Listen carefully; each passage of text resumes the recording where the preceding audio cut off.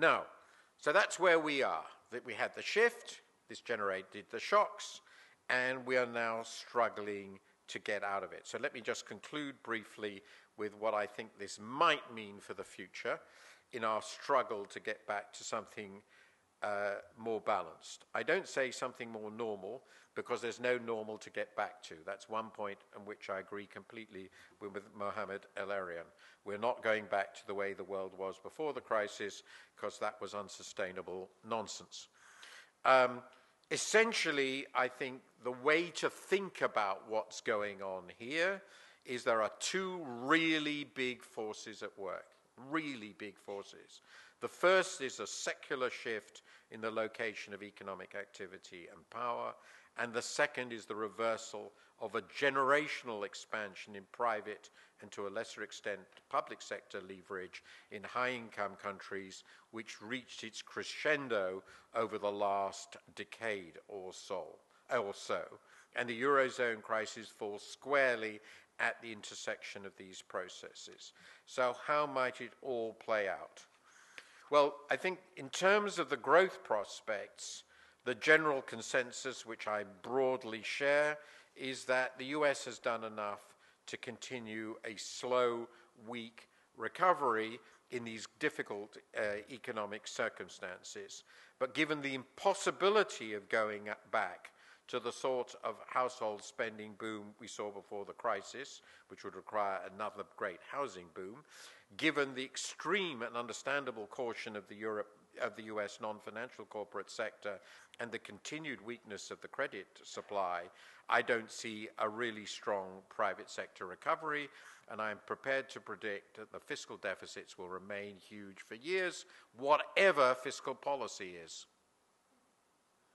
The government doesn't control its fiscal position in a situation like this, as the Spanish are discovering. The emerging countries are, meanwhile, doing pretty well. There's been lots of discussions of problems in the emerging countries. Some have now large current account deficits with potential serious weaknesses. I'm particularly thinking here of Turkey and Brazil. I'm less persuaded than others that we're going to see a collapse in China, but China clearly has significant fragility. But I think it's reasonable to believe that whatever short-term difficulties emerge, the great basic dynamic of the shift, which is the catch-up process, will continue.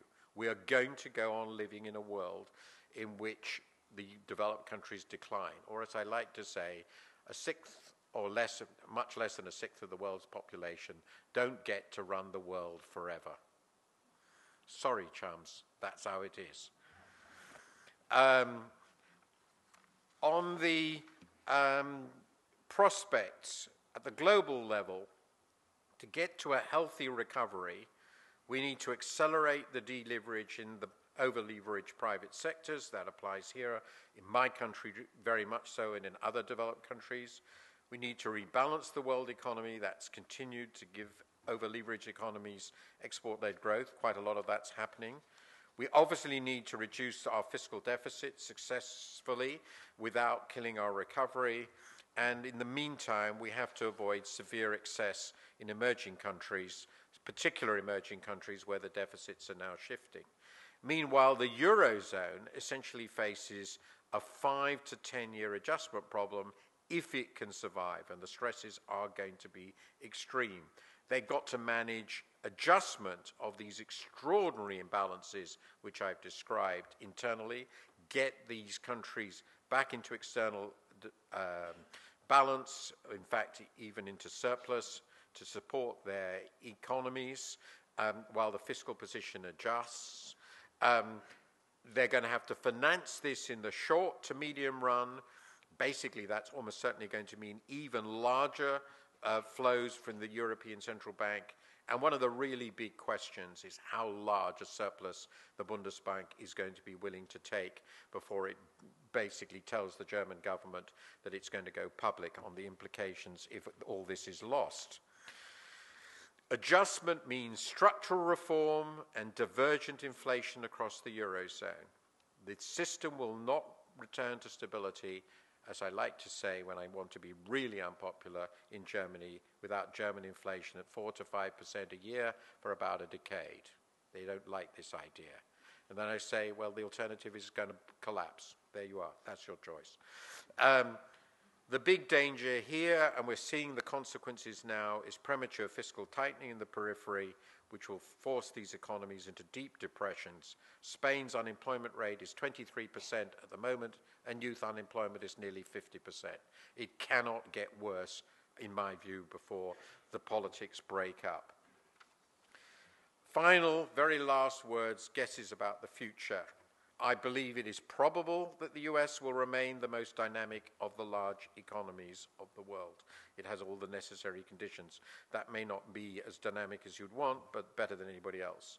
Growth in high-income countries is likely to remain weak for quite a long time as we get rid of all these excesses. And remember, in the end, Germany's also gone into very slow growth, and the main reason for that, it has to export to other developed countries. It can't just live off China. Inflation is, I think, going to remain contained. I think all the people who are worried about the immediate move into hyperinflation are going to be proved wrong. 2 years ago, I was moderating a panel in Dalian with a very distinguished American who informed me with absolute confidence that today the US will be in hyperinflation. I said to him, I simply have no idea why you think that, and I remain convinced of that view.